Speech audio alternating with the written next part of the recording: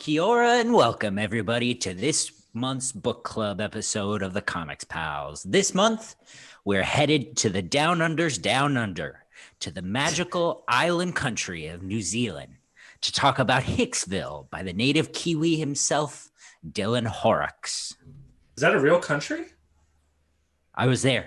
Oh, yes. I thought it only existed in make believe.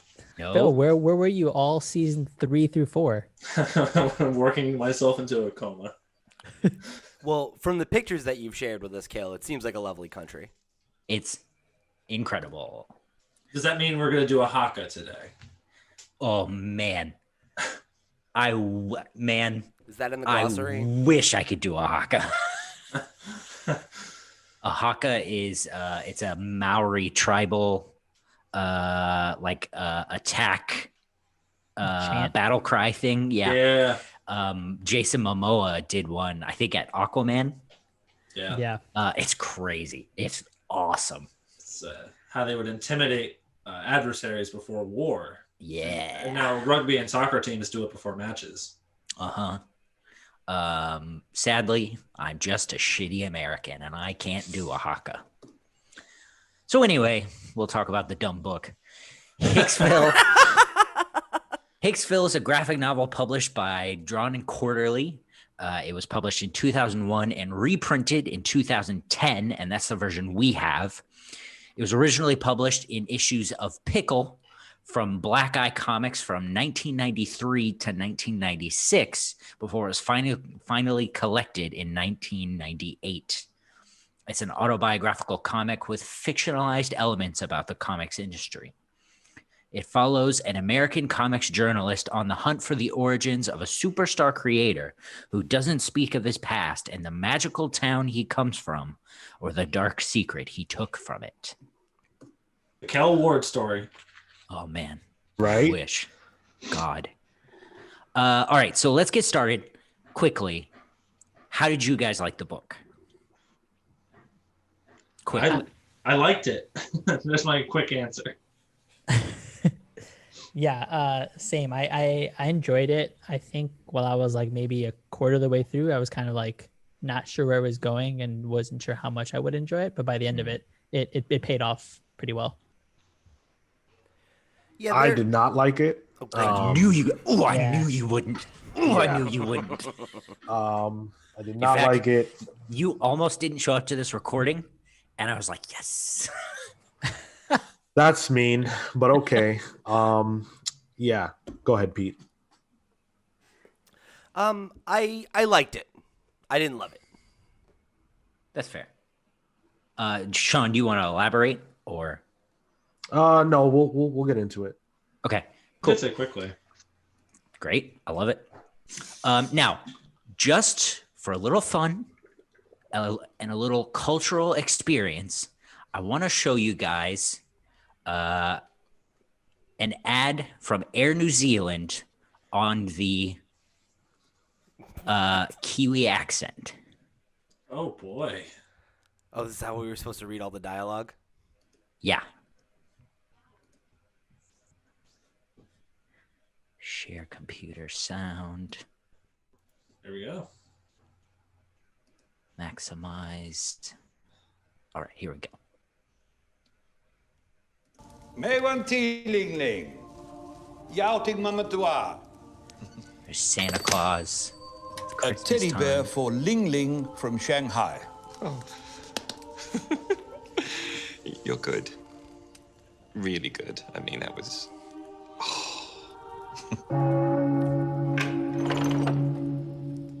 The clock has switched to New Zealand. This seems ominous.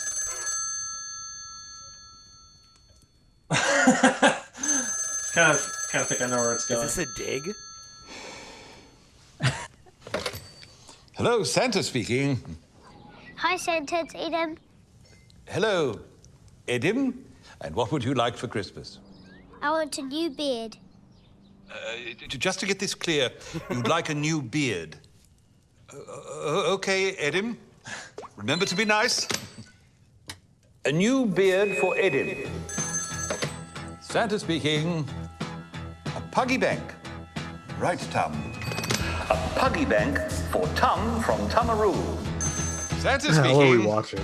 Hello, Bin. A biscuit ball for Bin. A what sort of plane? An earplane for Windy. A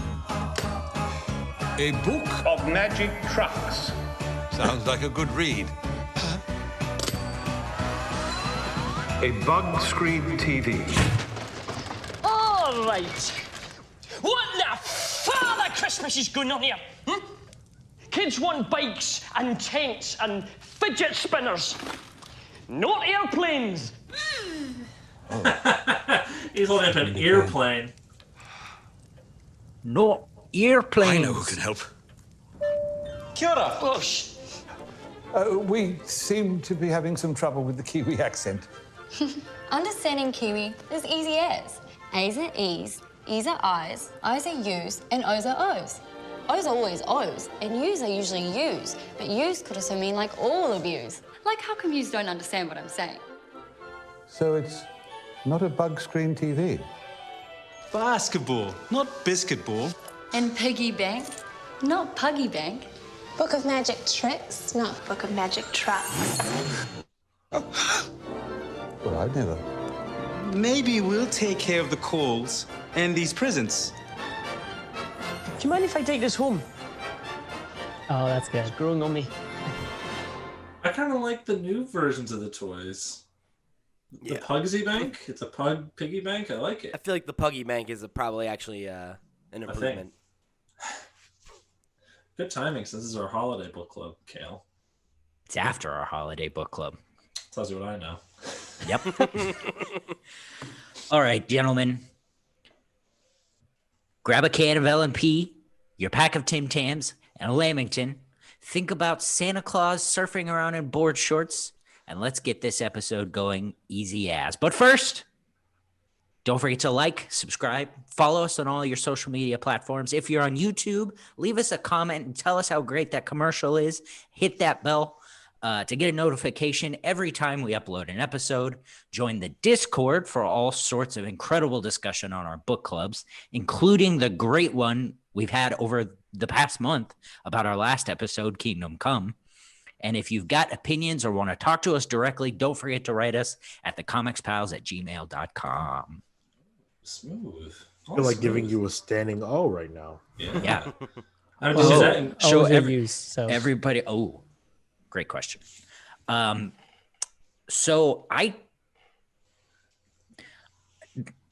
don't quite know where I want to start with this. Right. Because there goes that standing O. listen, I told you this was going to be the worst one.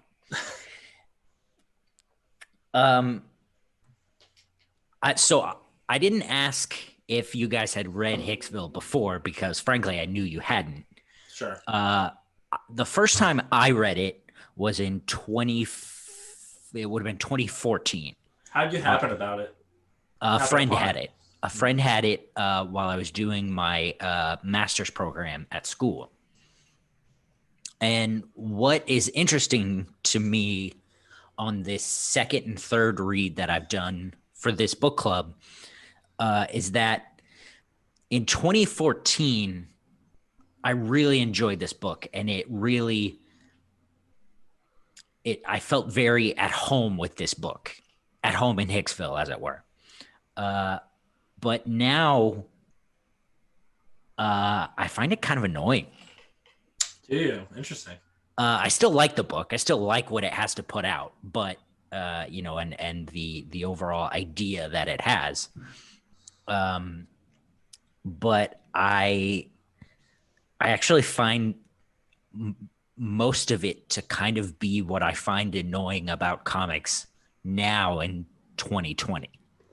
So what changed? What do you ascribe to 2020 comics that you didn't feel like was there in 2014 in your reading experience? Well, I think in 2014 it was that I was nose deep in comic scholar in comic scholarly activities, right? So I was studying stuff like the Yellow Kid and Sergio Orjones and you know, fucking what's the other crazy, the Rare Bit Fiend. But now as the book name drops Jack Kirby on every other page and people get in a fight about Sergio Arjones and whoever else the fuck, I found it really abrasive. So can you remind me again why you didn't want me here? Makes no fucking sense. Just usual attitude, really. No, that's fair. Yeah, you generally don't want me around. I can leave, but yeah, I completely agree with you. Okay, cool. Book club over. I want you to expound on that. So, like, what about it? What about it feels abrasive to you? And Sean, why don't you jump in? Like, what about it rubbed you the wrong way? This book it represents everything that I don't like about the group of fans of comics who think that mainstream comics are bad and they're for, you know, horny teens and there's no merit to them. It comes across as very snotty and uppity. And I feel like that about a lot of that group of the audience that likes comics. And it thinks it's really clever, and it takes a lot of pride in how many times it can tell you the names of creators that you might not know, or beat you over the head with how great Jack Kirby was and how wronged he was by Marvel. You know, it feels as if what's his name? The bad guy, Burger, right? Yeah, Dick Burger. Dick Burger. It feels like he's like I don't know if this is what the creator intended, but it feels like he's like a Stan Lee stand-in. Even though Stan Lee is also in the book. And it just kind of like has a distaste in general for mainstream books. When frankly, the book itself is not very good. I thought that was pretty funny. Interesting.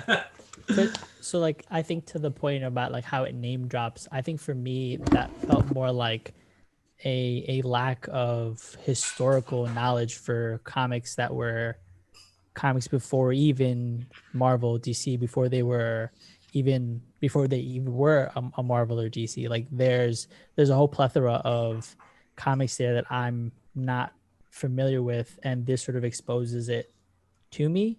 And like I enjoyed the book because from here I jotted down things like the Yellow Kid. I jotted down, you know, Sergio or Sergio Aragones, right? Like I wrote these names down because I'm like, oh well, I obviously have so much more reading to do in this that I can't say that it was being pretentious necessarily about the names that it's dropping, because those aren't names that I'm familiar with or comics that I know and things that I've experienced.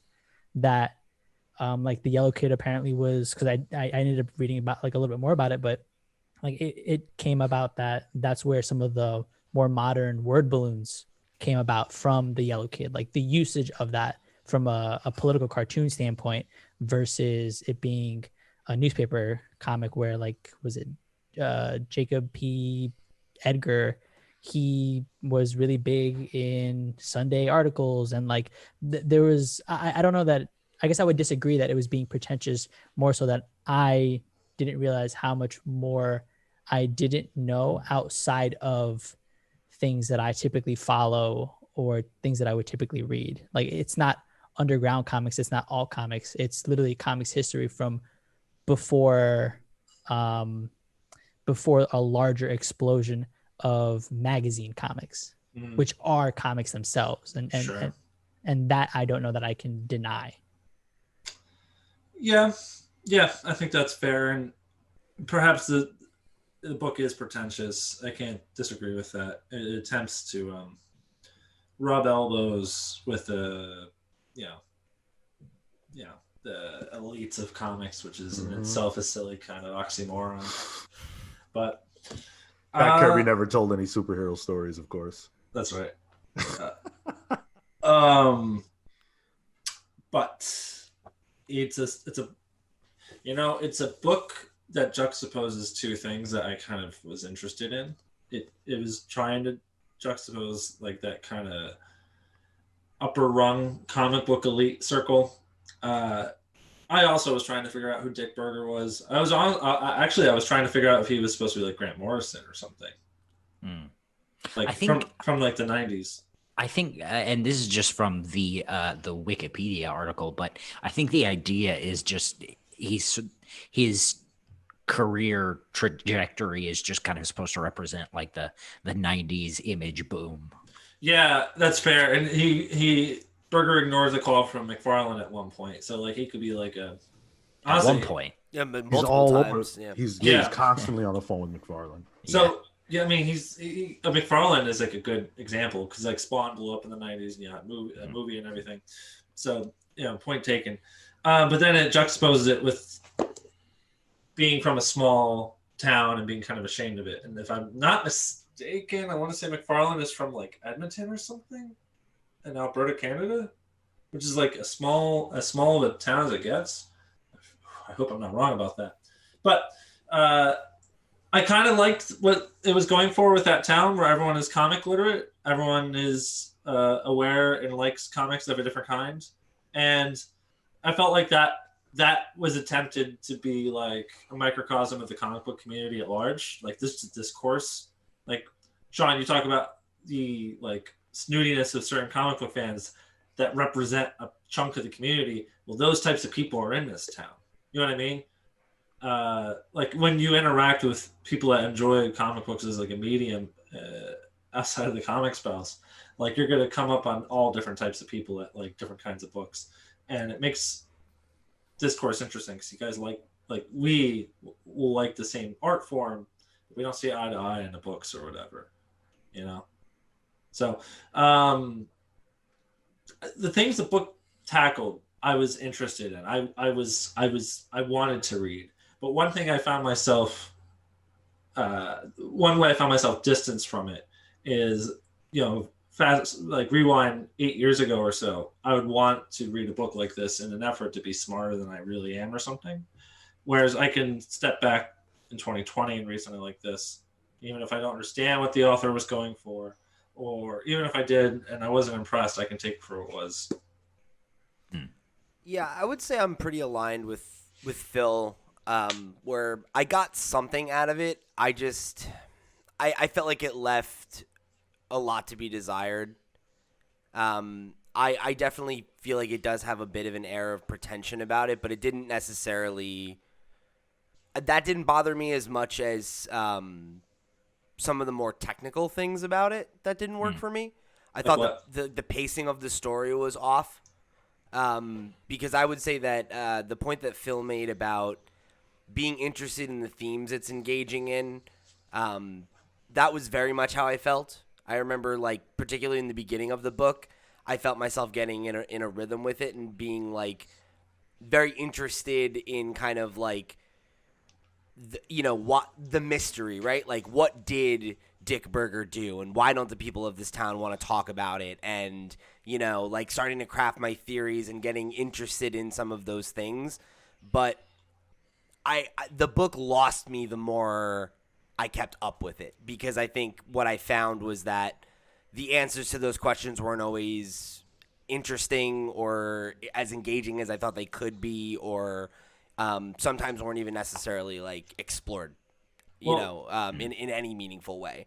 And I think what frustrated me the most was how much it spoke to you as if you were someone who lived in this small town and knows everyone. Because I think I liked the small town element of it, but I felt like it didn't do a good job of fleshing out the cast and their relationship to one another well enough, because I think that there are like a lot of emotional beats or like moments that I think are supposed to feel like moments that I sometimes struggled to connect with because I didn't necessarily understand who the characters were. And it's like I recognize that this is that same person I saw earlier, but like and I know that these people have a relationship, but I don't quite understand the dynamic at play, and I don't think that's from a lack of, me as a reader. Like I'm willing to do a good amount of work to like put pieces together, and I was able to follow it, but like it felt like a lot of setup that I was interested in that ultimately didn't get somewhere that felt super satisfying. That's interesting because I felt like I felt like we were dropped in a moment of time for the characters. Like I felt like I didn't need to know the depths of their relationship or whatever. Like we were given fleeting moments, and I felt like that was enough exposition. I don't know why people behaved the way they did or whatever. I think that generally isn't a problem for me, but when it's a story about a small town and an outside, like a journalist especially who's an outsider coming in to, try to put the pieces together and form this narrative, like it presents things that have history that are not really relevant, and it's like if you're going to give me any of that, I kind of want to know something about it or feel something about it rather than, waste that space. Because, like, the example that comes to mind is, like, you have I can't remember her name. If somebody could remind me, Grace, right? And Denton. Like Grace is presented like almost like a second main character in the beginning, and like she really is not very relevant to the story, and like she has this relationship with Denton and like his child, and and like there's all this stuff there, and it just doesn't really amount to anything. And if it's not going to, why include it at all? I think you're meant to kind of project onto it a little, like it's supposed to be like project your own small town experience on it. A Grace or something like that. Like, and in real life, these things don't necessarily pay off in a narrative kind of way, And I respect that. Like, I get what you're saying, and I think that probably is the intention, but I feel like I was given both too much and not enough. Gotcha. Yeah, I think I would agree with you if it weren't for the fact that we go away to spend time with Grace. Yeah. Like we follow her on her career outside of Hicksville to Cornucopia or whatever. Right. To learn nothing. And like comics are good. I don't know. And like when they do that with the the stuff with and again I can't remember the name of the other character, the other cartoonist who Sam, thank you. The stuff between Sam and Dick, like that is a diversion that informs the main through line of the story, which is the mystery around Dick Berger. Yeah, let's talk about that technique because it happens with Sam specifically. It happens twice. We follow Sam and his career as a cartoonist doing Moxie and Toxie for Laughs magazine, and then he does his own short. I wish it was short. Short zine in that he made himself, where he talks about his experience going to LA to work for Dick Berger. I found that ground the story to the first one was okay. The second one ground the story to a halt for me. Why do you feel that way? It felt like as much as I think it didn't give enough. Okay. It showed who Dick Berger was, but I don't know, it was lacking. Like it didn't show who he was before. I think for me, I feel like it gave me a good view into who Dick Berger was, but at the same time, for me, it felt like it was supposed to make Sam a sympathetic character. But to Pete's point on like how certain things didn't follow through, like that doesn't go anywhere necessarily. Like I was assuming he was going to end up with a relationship with Grace, and that's why she was back. And like those things would have made, to Pete's point, would have been enough information on Sam's part plus on Grace's part to have made that interaction more valuable from a narrative perspective. I thought that interjection with Sam's story was good. It was really good. It was strong up until the end where it didn't manifest. Yeah, what I kind of likened it to while I was reading it was Great Gatsby, right? Where like Gatsby is kind of like Dick Berger. He's like this mystery man type person. We don't really know his whole point. And Sam is like our everyman character, like whatever the name of the protagonist in Great Gatsby is. I don't remember his name. Is that Tobey Maguire? Probably. Yes, in the movie it's Tobey Maguire. Okay. And in that book, there's a payoff. Obviously, it has a narrative payoff, and it's a societal statement. And this, to your point, the only thing it really leads to is the revelation that Dick Berger is a fraud. Yeah, and obviously the allusion to image and all that stuff, and or like the corporate end of comics and how they affect the people, the people in the industry for wanting to create. That was like my favorite part of the book. Yeah. I really enjoyed that part. I connected with Sam. He was the only character that I was able to really connect with, which makes sense because he's the only character we really spent like a great amount of time with. And seeing his struggles with the kind of books he wanted to do versus the kind of books that paid and stuff, I thought it was a microcosm of what the story is kind of about, but it didn't have what I found to be like insane cynicism that the story generally had towards that, which was something that I was frustrated by because of the way it was presented.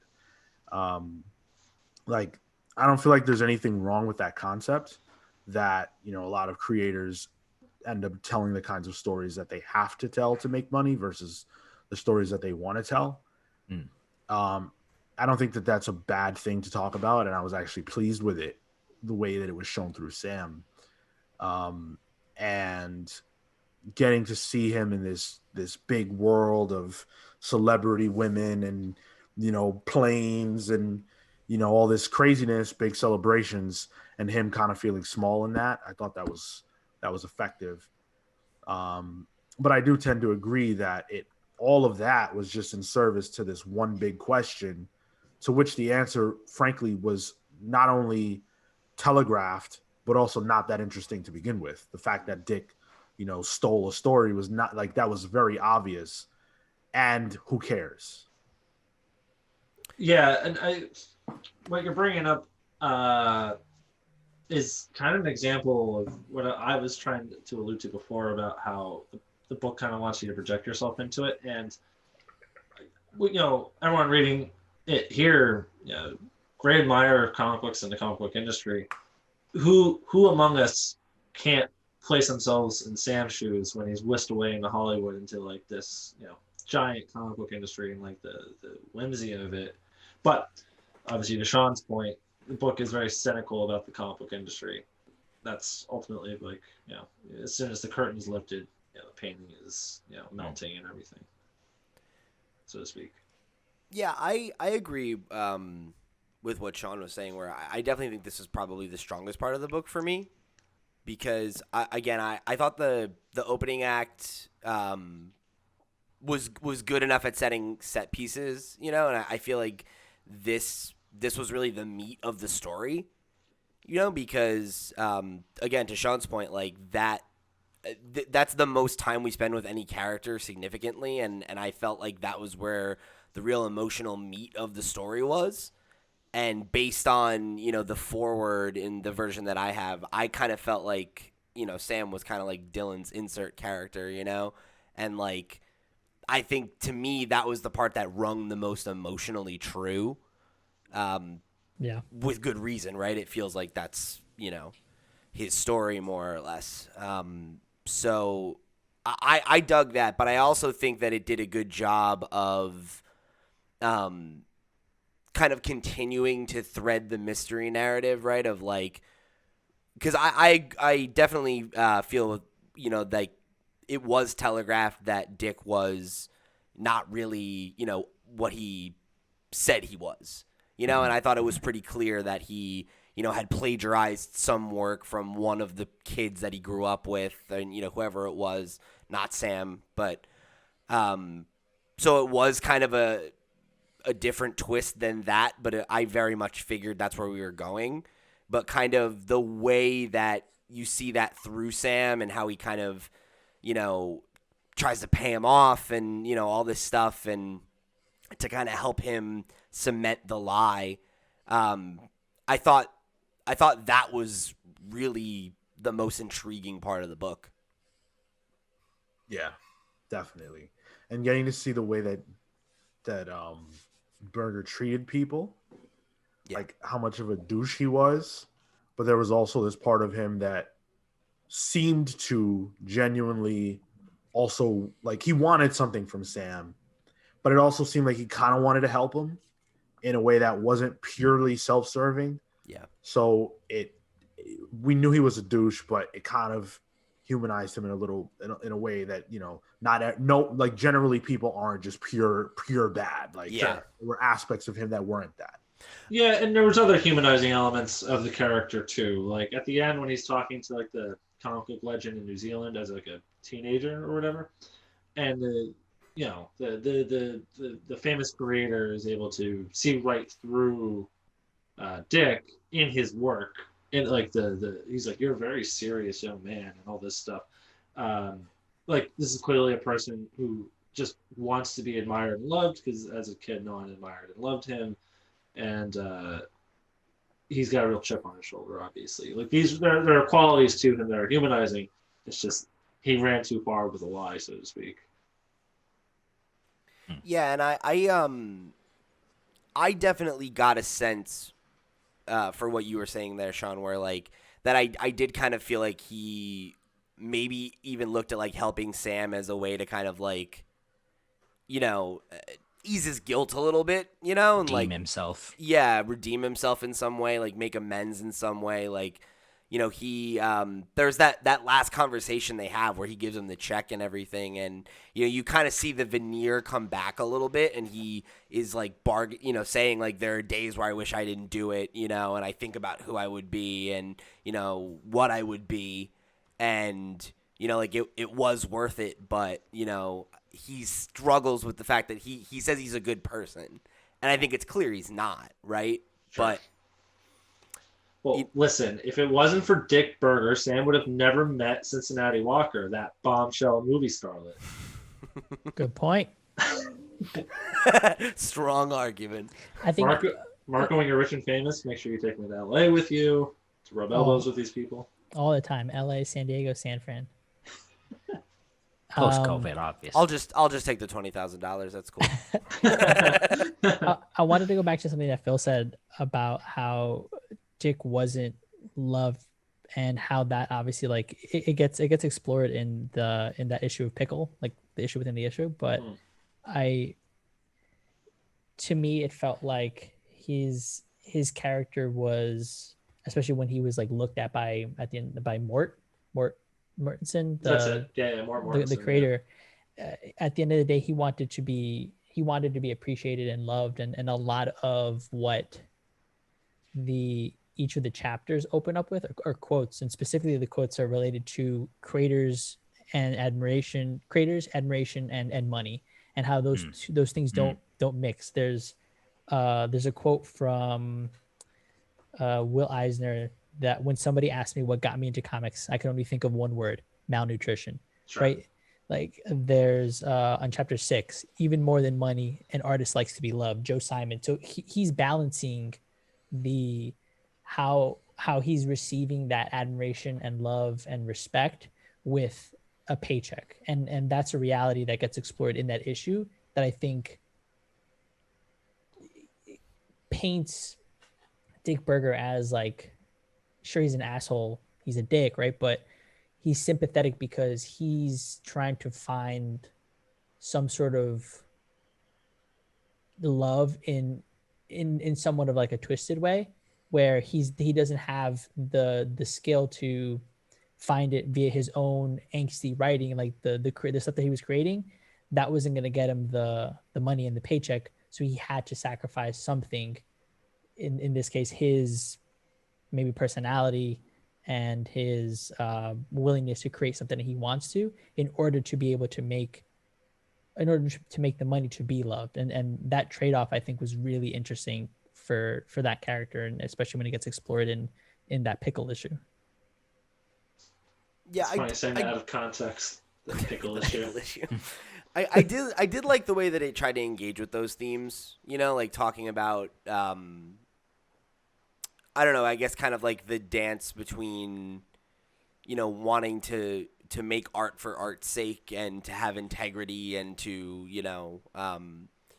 be only true to your vision and this, that, and the other thing, or be a working artist, and how those things can sometimes be at the expense of one another.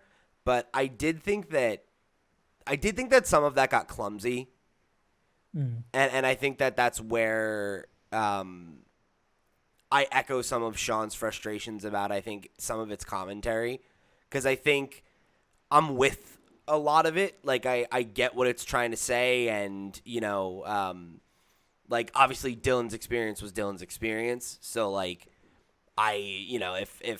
if that was how he felt working in big comics or whatever, and it really killing his enthusiasm for it, like, I'm not saying that that's not a story worth telling, but I think that it kind of painted with a broad brush sometimes, and it would go from making like solid criticism of the business, and then kind of like clumsily fall into something and say something else, and it's like I didn't think that all of those jabs, all of those criticisms were executed equally. It read real bitter to me. It really did. It came across as just being really bitter. Like, you can't possibly make money in comics and also tell the stories that are true to you. And, look, here's a guy, we've never heard of prior to right now, talking about how bad the comics industry is because it forces you to write Batman stories all day or else languish in obscurity. And that's just not true. It's not a true statement. It could have been true for him, but the book projects that as being a fact because it doesn't show you any alternative. To him, there is no alternative, though, obviously. Like, the word you keep using, Sean, I think really encapsulates the at least the experience of Sam or Dylan, whoever you want to, ascribe it to, as this cynicism. And I wonder if that's why you don't feel the same way you did 6 years ago reading this, Cal. Is that I wonder if you feel less patient with that level of cynicism in comic books. Yeah, it's interesting. I think there is also a new level of cynicism that I've hit post Avengers Endgame. But maybe you don't want to experience that in a book about the industry. Yeah, that's what I was thinking. Yeah, is like I'm tired of it, and I'm tired of being cynical about comics because I love comics. Why would I want to read a book about the cynicism of comics? Yeah, I think, and again, like I don't, I wasn't familiar with Dylan's work before this, and like I read the foreword to this edition, where he kind of contextualizes the book a little bit, and like he mentions how he really hasn't like made comics in the last like 10 years or whatever, however long it's been, and that he's kind of like out of it, and like I don't know, like I do think that bitterness does come across in a way that I'm not saying is invalid or anything like that necessarily, but I think like the fact that it does kind of position itself as less, this was, my experience or a experience versus being like, this is the experience, this is how it works, kids. I think is where some of that, I don't know, I guess that attitude that is rubbing up against several of us, right? Some more than others. I think that's where that comes from for me. And like, especially knowing that real world context and like kind of putting those pieces together of like, this really feels like, you know, his definitive statement on the biz, as it were.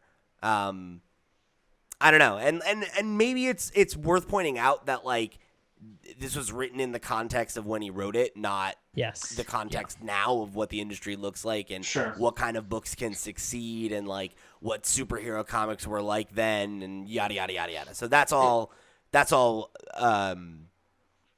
worth pointing out, I guess. Yeah, this book is 20 years old, and the reprint we're reading is 10. So, well, no, more, right? Yeah, it's more than 30, 20 years. It's almost 30. It's almost 30 years. And you're asking for a level of objectivity from like a journalist or something. This is like a memoir of someone's personal experience. Right. Those broad brushes that are being painted, to Sean's point, that kind of comes from an embitterment. And the kind of thing I want to make a point of to defend him a little, and I want to make it clear that I don't really seek out any kind of jaded cynicism in 2020 either, but just to defend Dylan a little bit, we've all seen how, you know, just rugged the life of a struggling comic book developer, you know, writer artist can be, the con trail and how, you know, difficult it can be. Like, it takes some stern stuff to be able to stomach that lifestyle for a long period of time. I don't know how long Dylan even attempted it, this career or whatever, but I can see how someone would leave it feeling jaded when they maybe had visions of grandeur or whatever. I think also like to that, this book was what, 90, I think Kelly said 93. It started in 93. Yeah. And like, that's the beginning of the collapse of like the industry, right? Like that as a backdrop to this book, I think also sours the whole experience for him, right? Like, and the history of creators, especially older creators, right, not having the rights, having to fight legal battles to get like, you know, royalties. I think that all culminates in this bitterness and cynicism, but I think for that time, I think that's what probably, I think it, similar to like the concepts of the map, right, that gets brought up and how that captures like location and time and space. I think that's what this is. It's a point on that map of capturing that emotion in graphic novel format. So, okay, I'm going to use that as sort of another discussion point. So Horrocks says, and this was in a Publishers Weekly interview, quoted on Wikipedia. He says, it's a story about comics, their history and poetry. And it's also about what we New Zealanders call Turanga Wewe, having a place to stand in the world, a kind of spiritual home. Hicksville is my way of creating such a home for comics. How do you guys feel about that?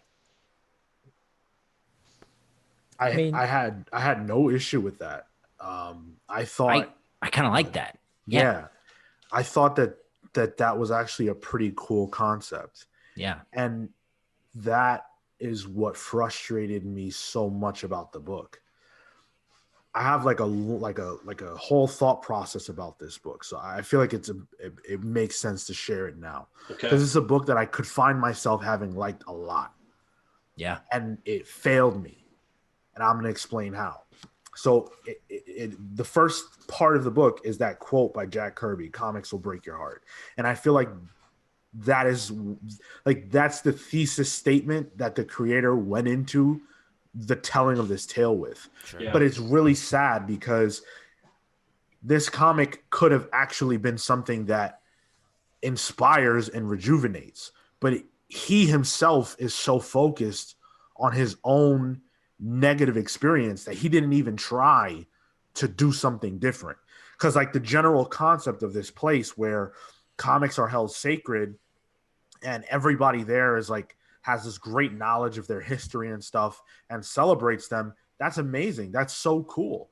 But it leaves out the idea that all kinds of comics and all kinds of comics fans belong in that. They all hate the journalist Leonard, right? Yeah. They all hate him. And Leonard is kind of like a stand-in for probably what would have been the average fan of comics at that particular point in time. He's an American, probably loves the big two stuff. He's the not reader. American, but they believe he is. What? He's the reader of the book. He's the reader of a comic book, of a generally probably a big two or an Image comic book at that time. And they all shit on him and shun him. I'm that guy. Why don't I have a place in Hicksville? But, the book hold on. The book also it references, it doesn't go heavy, but it references magic. There's a couple of references to magic, some kind of mysticism. I thought the book was going to actually go down that road. Yeah. It didn't, but it seeds it. And I thought that was pretty cool because it's kind of like talking about how art is magic. Art is the closest thing that we can get to magic. Art persists through all time and space. And, it's if people or if aliens came to Earth after we're all gone, they could know us through our artwork. And it's really the only way they could know us. And that's beautiful. And I love that. I love the idea that art is magic. But you poison it when you're so cynical about it and you alienate a certain group of people to uproot or to celebrate another group of people. And I don't feel like you have to do that. I feel like you can celebrate a thing without demeaning something else. And it feels like this book never, ever stops doing that. There's magic in comics in general. And he's constantly deriding the idea of mainstream books. The name of Berger's publishing company is Eternal Comics. His great sin is not just stealing the story, but changing the ending to make it so that it doesn't end. It allows for a sequel. That was his big sin. And that's a direct burn on mainstream books. The same mainstream books that brought at least three of us, myself, Phil, and Pete, into the industry. Mm-hmm. That's not right. And that's where the magic gets sucked out of art and, in my opinion, gets sucked out of this book. And that's what hurt me about it, and that's why I didn't like it. Pete brought up technical elements, and all that was true. But I was down for the slice of life. I was down to live in Hicksville and learn about these people. But it was the bitterness that made me repulsed because I couldn't love it because it doesn't love me. And it reminded me of something else too, where like I'm not even necessarily like totally out on something that wants to do that wants to like really, really get in the like weeds of why something that you like is flawed in some way, right? Like, because that can lead to good stuff. Like, look at like Watchmen, right? Like, that's what that's about, right? Is let's take this thing and deconstruct it and evaluate the problems with it, right? When held up to scrutiny. And I think that like it would be great if it could do that, but also like have some sense of like, I don't know, positivity at all. Like, even if it wasn't about comics, because like it reminds me of the conversation that Sam has with Terry, and she reads his comic and she's like, oh, it's kind of depressing, huh? And it's like, yeah, it is. That's the book. And fine, but like, I don't know. Like, I would have been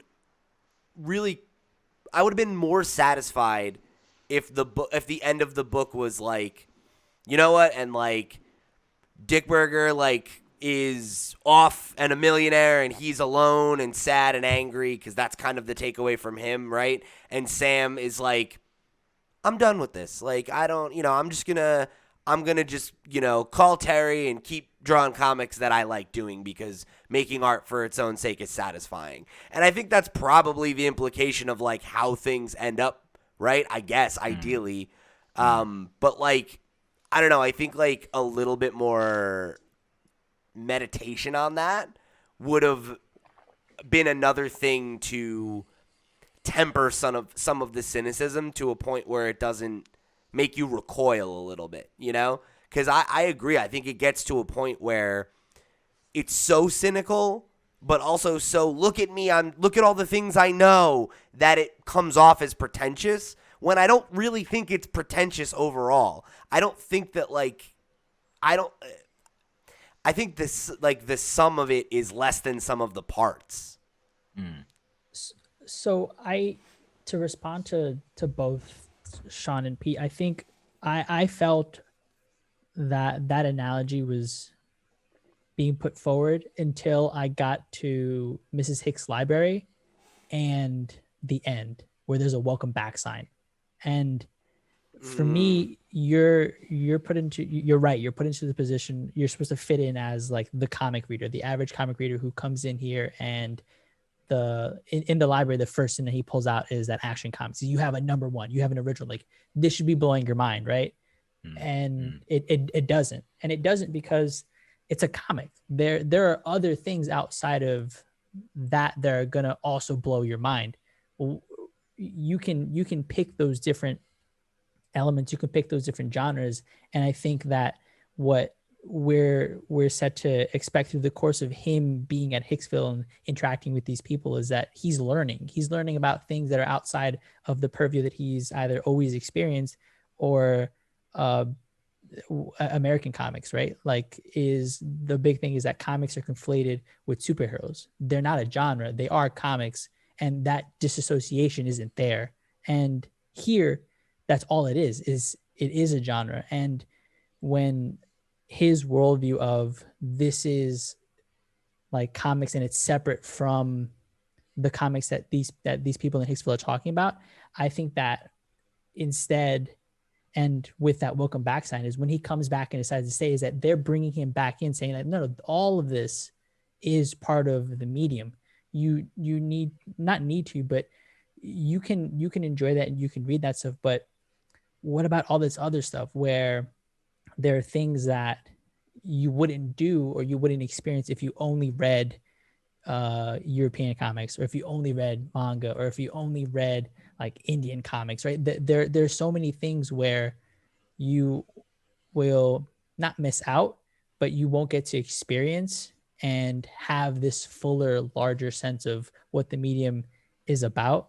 That it changed my mind on that, on the representation of Leonard and what the superhero comics represented, what Eclipse comics were. Like, you're right about that being the sin, but him coming back was, well, keep coming down this rabbit hole. Like, there's more out here for you to see and for you to want to read.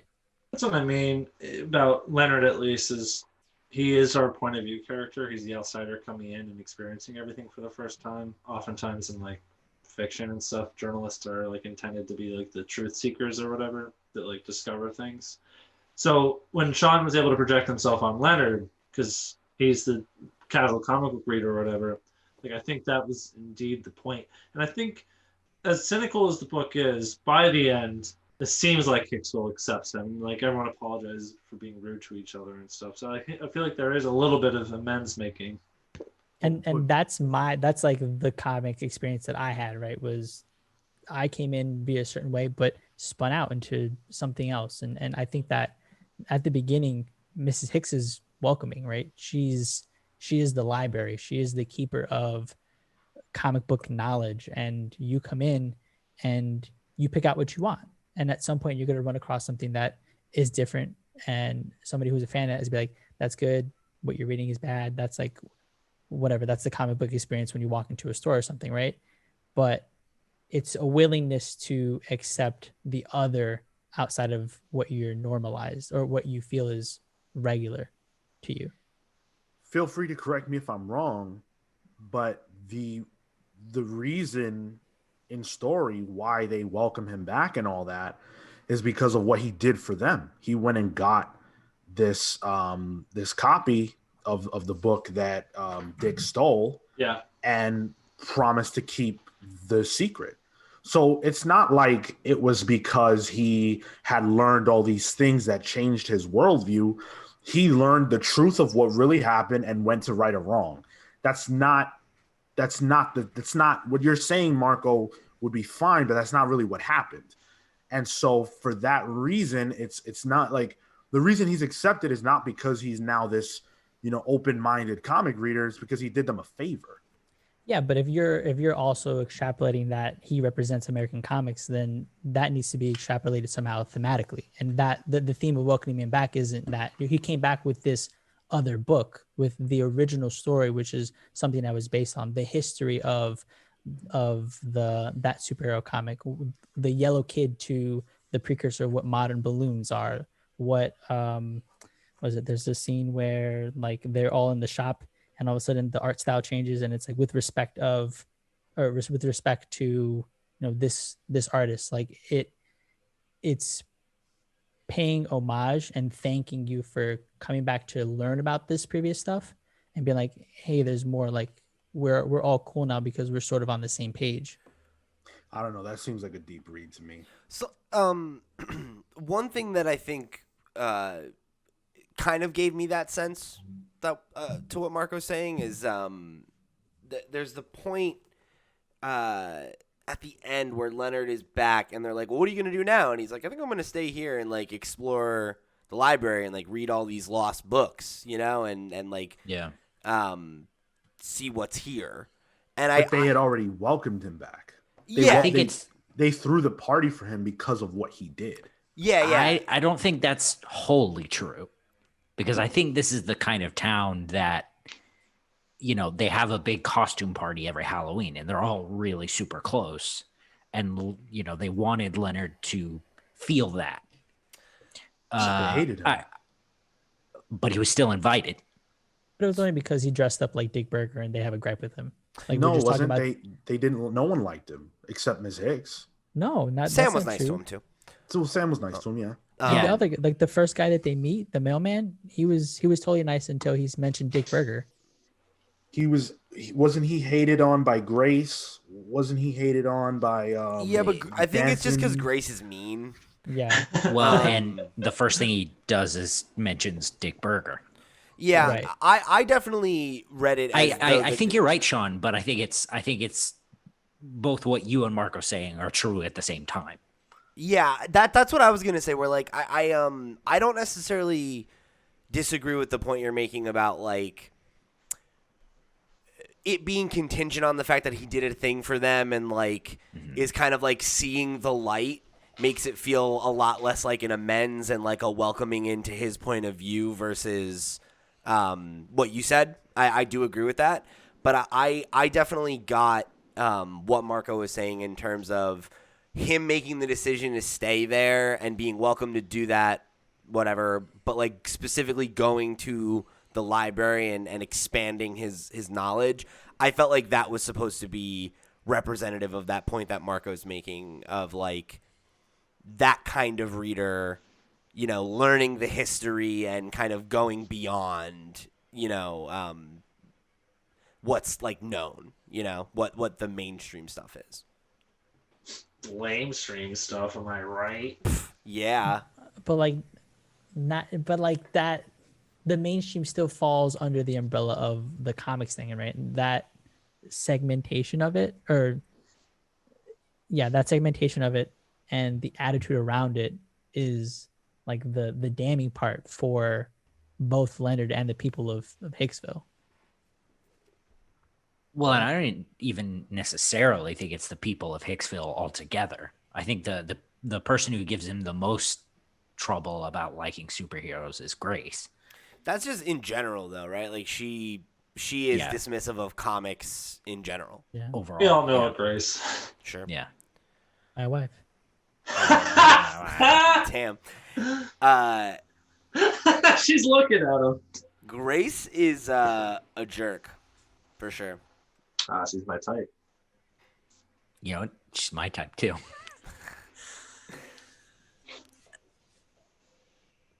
Let's talk about the art. Cool. Okay. Something I really liked about the art. So I noticed this when I first picked up the book. If you look at like the cross section of it, Yeah. You have like the black and then the white and the black. And I really liked how it varied that and how it used specifically like the black gutters was something that like I don't know, it kind of played to the small town theme for me. Like it made the book feel cozier. Cuz like black did? Yeah. Interesting. Why is that? Cuz like I don't know, like when I look at this, like it looks like a picture frame or something. Oh, okay. It like it feels like I don't know, like I guess it's cuz I'm so trained to think of the white space as nothing. You know, like as like the gutter is like the space between time. That's funny you should say all that because that's kind of referenced within the book. In what way? Hold on, I gotta. Okay, yeah. Well, I'll finish this point while you find that. Yeah. So I don't know, like having that that black frame, like it really, especially because there's no color, so all the backgrounds are white. You know what I mean? So like I don't know, it contextualized it in a weird way for me that just it really worked. I found it to be really pleasing. And I'm struggling to articulate totally why, but coziness is like the word that came to me.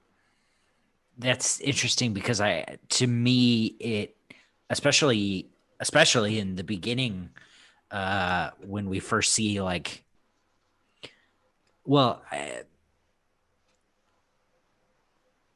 especially in the beginning, I think the black works a lot more toward this cynicism that we've been talking about. I think it sort of, as opposed to the white, which is, obviously the white is something you can see. It's something sort of, I don't know, concrete to a degree. Whereas the black made me feel closed in. And instead of cozy, to me, it feels like claustrophobic. Claustrophobic. And that sort of reads to me as like the depression of someone who has trouble making comics. That's what I took too. That's actually something I really liked at the beginning of the book, was like showing the struggle of the creative process when you're stumped or depressed. Yeah. Mm-hmm. That was all really characterized very well, I thought. Like just those first 10 pages alone. But Pete, what I was kind of alluding to within the book was when they visited Emil Kopin in Cornucopia. When he's talking, he first starts talking about maps, and then he moves into how panels are utilized basically in comics between lettering and vocabulary and illustration, which leads to another point about just spatial awareness in people in general. So it's just like the whole point he's trying to make is just basically about how space is utilized in real life and in illustration. And that feels like it's deliberately what's happening in this book, right? Like I feel like Dylan is trying to be mindful of his space. Now, is he successful at that? It's another thing, but I feel like that was the intent. By the way, that part of the book was great. I really liked it. Yeah, and I think the way that they mentioned how it all is using, like it's like using a language to do so, like that spatial awareness is the start of communication, and then the words sort of come on after the fact. Like there's a basis in understanding a body position, and then you can read what sort of happens or something, and I think that comes across a lot in the book, where you can see a person's reaction before you, or their bodily position, there's some sort of reaction to something before you sort of see what is going on within the actual like narrative in the words.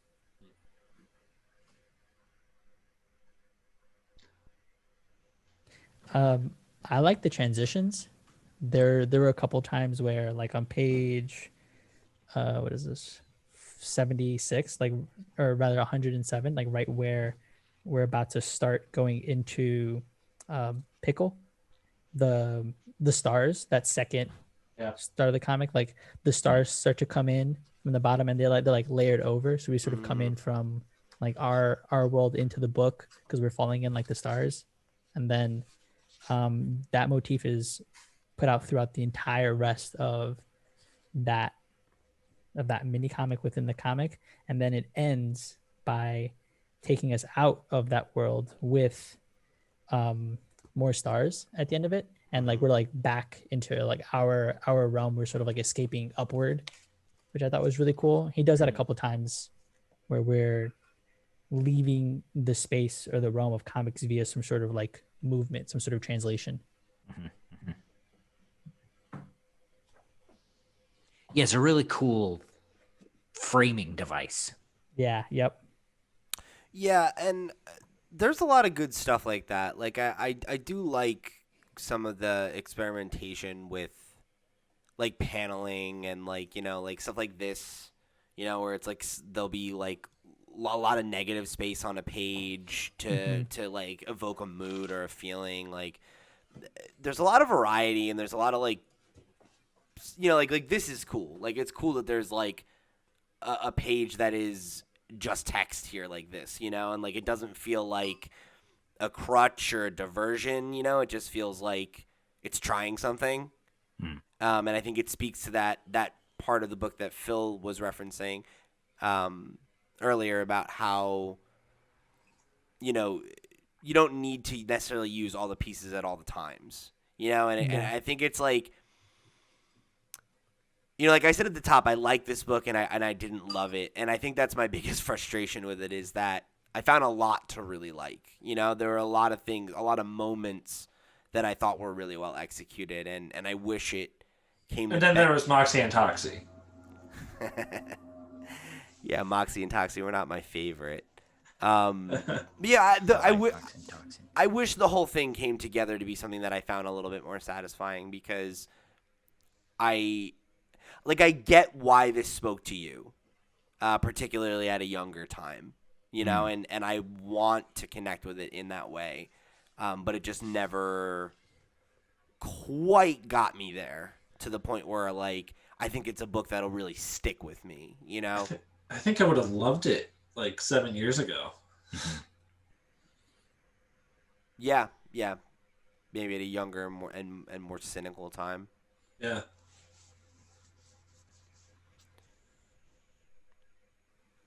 Anything else? Anything else on the art? I don't have any real additional comments, just because this art style is not really my thing. But I'm not going to criticize it for not being what I typically enjoy. So I'll leave that to you guys. Yeah, the outside of like the way that the people are represented, I think it's that thing that like Scott McCloud mentions, where you know the form of which you can, like, to what exact detail you can get something before it becomes not understandable. Like I think that the way that the people are represented, it's a caricature. It's fun. It's fun, and then the backgrounds are always detailed. The locations are always detailed. That's a nice contrast. It's funny because the beginning of the book makes me think it's just a simple memoir of a struggling creator. It's like a struggling cartoonist, if you will. It definitely turns into something bigger than that, where, you know, maybe a little unwieldy, but, you know, at the end of the day, it's a little more than just a simple memoir of a struggling cartoonist. But the art is truly that of a cartoonist. I mean, the character himself was employed as a cartoonist for, you know, a magazine company and stuff like that. Like, this is cartoonist art, and it looks fine. Very, very representative of a lot of self-published, like, autobiographical zine. I was gonna say it's very zine like. I was gonna say it's very much got the like comics with an X. Kind of vibe to it. Yep. It reminds me of like Steve Dorff. Did you like the art, Kel? It's fine. I lean towards Sean. It's not my favorite, but I also don't hate it. But I also look I knowing that it took him 6 years to put this together, like I feel like there are points where you can sort of see a certain type of growth. Yes. I mean, Yeah. the last issue is a lot more developed. Like if you compare like the first to the last, like I don't know, I think there's definitely a pretty good development of the style. Yeah. Yeah. It's crazy because you're in this book, Kale. Come on, my nose isn't that big. I guess my chin is. That's fair. All right. Oh, sorry. Go ahead, Marco. Sorry, I was just gonna say to Pete's to your point, like the more interesting paneling, the more interesting sort of techniques come also like later on in the book, which just means like he was getting better at communicating ideas and you said earlier like the framing of it. Yeah, and even the transitions into the comics. Yeah. It, is pure experimentation, which is cool. Mm-hmm. Yeah, there's definitely good work here. So I picked this book specifically for the timing of this book club. So this is going to drop at the end of December of the hardest year of our lives. This the year of our Lord. This the year of Satan 2020. Yeah. All hail Satan. Don't put this on Satan. Yeah, he's the good guy. He's a decent guy. You ever read Paradise Lost? Satan's cool. Satan fucks. That's true. You heard it here on the Comics Pal. Satan fucks. So the big thing of this book, the big magical Hicksville mystery, is that creators earn their place in Hicksville when they sort of have their opus that never really gets to be published. And the thing that's so magical is that there are, books from Jack Kirby from before he was Jack Kirby. There are, I don't know, there are all sorts of Picasso, right? Yeah, Picasso's erotic comics. Yeah. No, I googled stuff like that. I googled some of that. It was kind of interesting. Like you would. Yeah, no, you would. no, but like say that. then like they're not even like erotic. Like some of them are like straight up like just the sketches of panels, and then other times it's like a political cartoon. It's really interesting. So you're saying you had some weird boners looking at it? Almost exclusively a weird boner. So what I wanted to ask was, can you guys think of creators and creators' work that you would like to see in the Hicksville Library if you ever had the chance? I mean, definitely Grant Morrison, right? Do you mean like an unpublished work? Right. Yeah. So Yeah, I'm sure sort of their their thing that's pure them, that either didn't get published or didn't, for whatever reason, or, they just couldn't make it work because of whatever company, or they just couldn't, So that's an interesting question, because I think nowadays, especially if you're a successful enough creator, it is easier to get your story published, whether that's actually with DC or Marvel or through an independent publisher or Image is another thing entirely.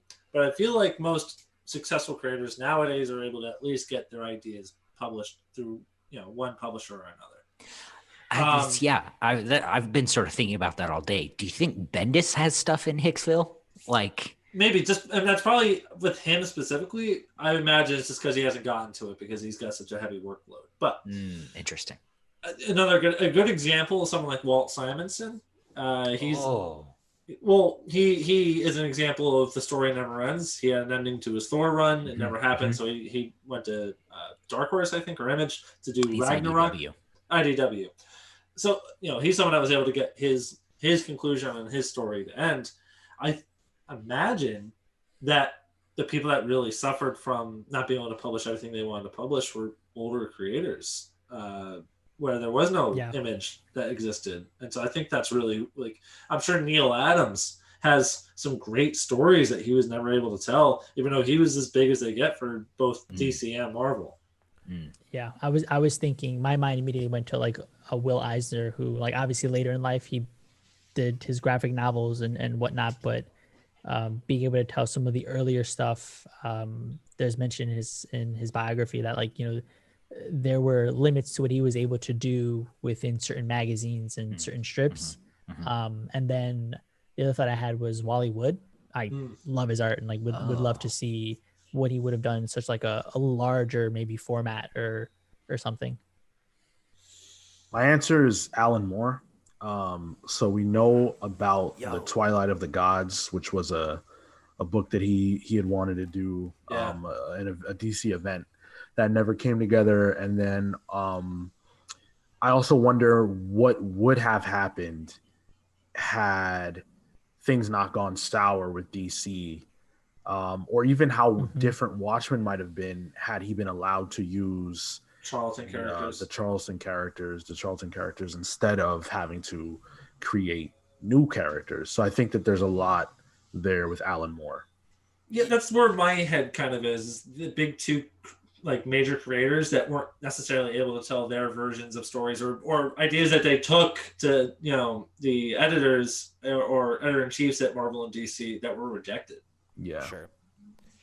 Yeah, that's what I was looking up before was the Alan Moore thing, Twilight of the Superheroes. Twilight, yeah. If you want to read about it on Wikipedia.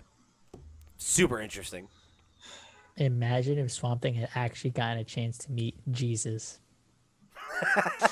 That Bible Swamp Thing crossover was what we were always waiting for.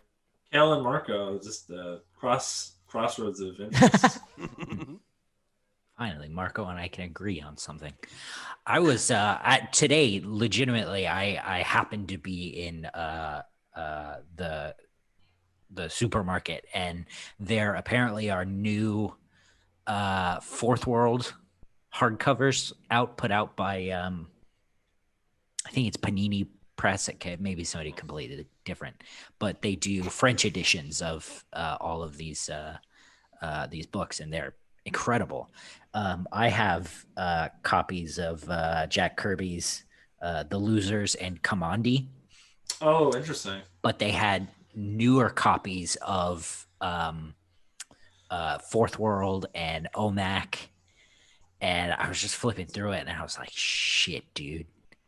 Yeah, he was going through like a real creative renaissance within his later career at DC.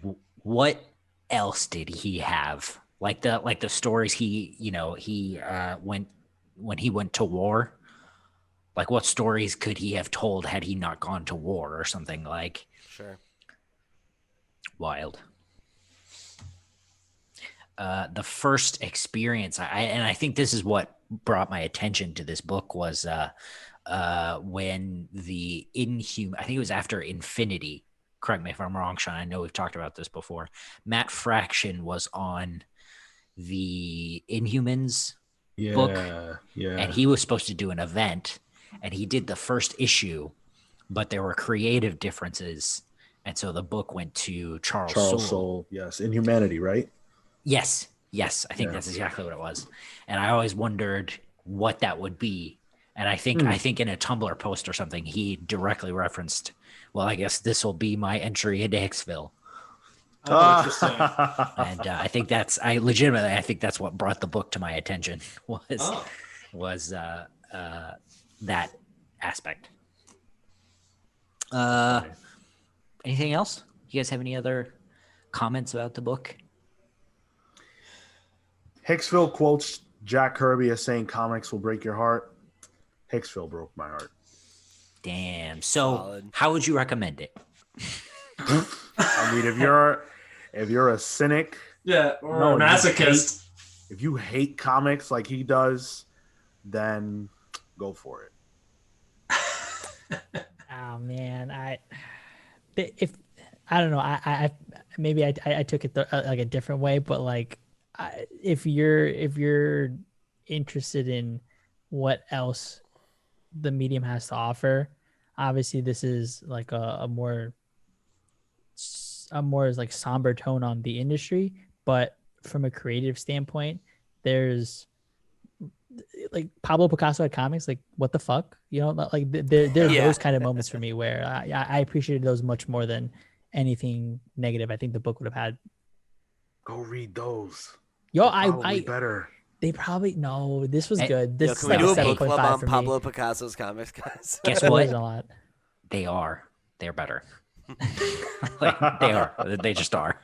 Anyway, I have thought about putting together a book club of like all of the old comics that like have made comics popular, like Winsor McKay stuff and like the Rare Bit Fiend, stuff like that. The Yellow Kid, maybe just like a book club that's like little sections of discussion about each one. If you'd be into that, let us know in the Discord or email us. Maybe that'd be cool. I'm into that. yeah, that'd be fun. I would recommend this book.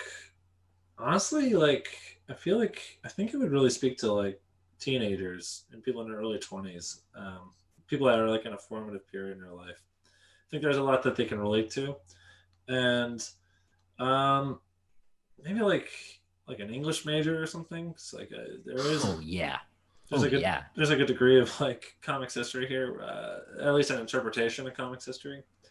The book has an audience, and I liked it well enough. I'm glad I read it. Yeah, I would say I really echo what Phil's laying down there, where I think there are definitely specific types of readers I would recommend it to, and I liked it enough where I think I would recommend it to those readers. Yeah, like I said, this book hit me different in 2020 than it did in 2014, and I think Phil's analysis of that is spot on. I think I was in that English majory life transition spot where I think it worked really well, in a place where it doesn't now, and I think the cynicism it invokes, that Sean has pointed out is valid and is probably what I'm feeling. I think I would still recommend it. I would hope so. You did. Well, he recommended it based on his 2014 experience. You know, he revisited it along with us. That's part of the book club experience. It's just a joke, guys. Yeah. So shut up. It's just so a joke. Shut up, it's just Pete. a joke. Just a joke. Is that what you call it? All right, so thanks for tuning into this edition of the book club my good joke is gone. On what copacetic. Now who's got problems with jokes? Is that what you call it? Hey. Thanks for tuning into this edition of the book club on what Copacetic Comics calls the Watchmen of small press comics. Oh. If you want to talk about the book, you can hit us up on our Discord. You can email us at thecomicspals@gmail.com. You can find us on Twitter and Instagram at thecomicspals.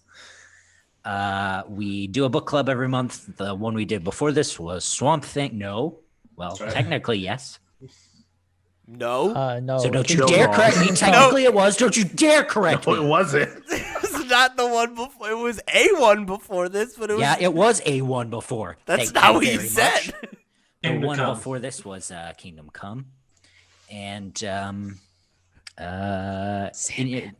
next one's Sandman? No, that's not right. We already did Sandman. No.